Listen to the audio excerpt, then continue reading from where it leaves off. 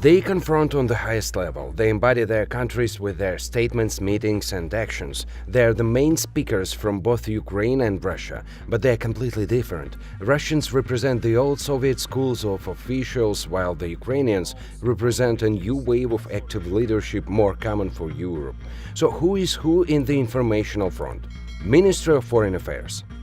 Sergei Lavrov, Russian Foreign Affairs Minister, 72 years old, responsible for foreign affairs for Russia since 2004. He has worked with Russian foreign affairs since 1972, received in Russia the title of imposing intellectual, uses profanity language when doesn't have arguments. In 2008, speaking to the British counterpart, Lavrov said, "Who are you to lecture me?" Later, Lavrov in the same way commented the bilateral meeting in Saudi Arabia. Lavrov, one of the authors of famous Russian phrases "We are not here, it's not us" and "Stop Russophobia" when the first two didn't work. Dmytro Kuleba, Ukrainian Foreign Affairs Minister, 40 years old, responds for foreign affairs since 2020, works with foreign affairs since 2005, the youngest head of Ukrainian diplomacy, reformed the economic diplomacy of the country, author of the concept of equal diplomacy, stands for equal rights for men and women in foreign affairs area. 3 years ago, Dmytro Kuleba wrote a book, The War for Reality, How to Win in the Battle of Fakes, Truth and Communities. Ministry of Defense. Sergei Shoigu, Russian Minister of Defense. His career from construction engineer to the Communist Party official and in the end the Minister of Defense. He's famous for the so-called reformation of the Russian army. The whole PR machine was created, so this time the money were not just stolen from the budget as always. It was the first special budget military operation by Shoigu.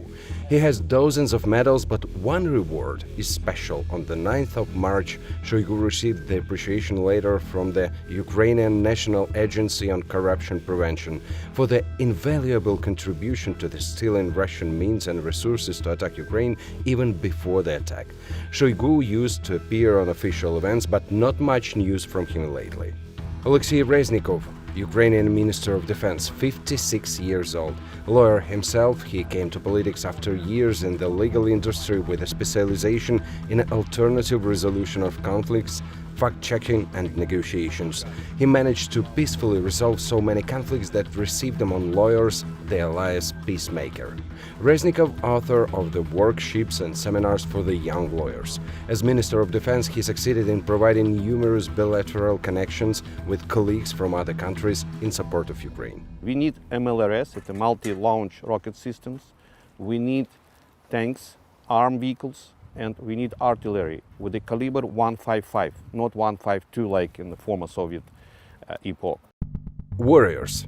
Not many warriors from both sides regularly participate in the informational confrontation. Russians simply don't have time to switch on the camera. Ukrainians are too busy to get rid of the invaders. But there are still some warriors who are recognizable. Ramzan Kadyrov, Russian Major General of Chechen origin, disgrace for the real Chechens who are still fighting for the independence of the republic. Kadyrov became the betrayer of his own people after his father, President Ahmad Kadyrov, was killed.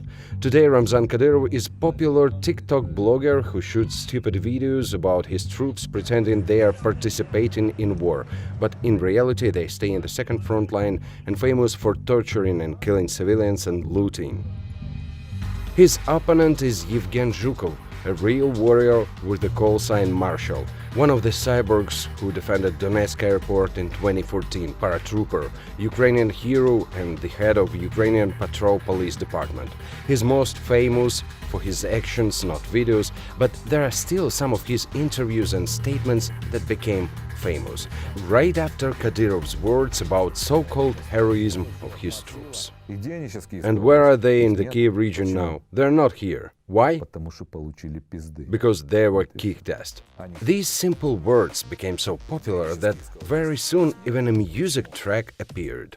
Потому что получили пизды. Вот и все. Вот и все. Вот и все. Потому что получили пизды.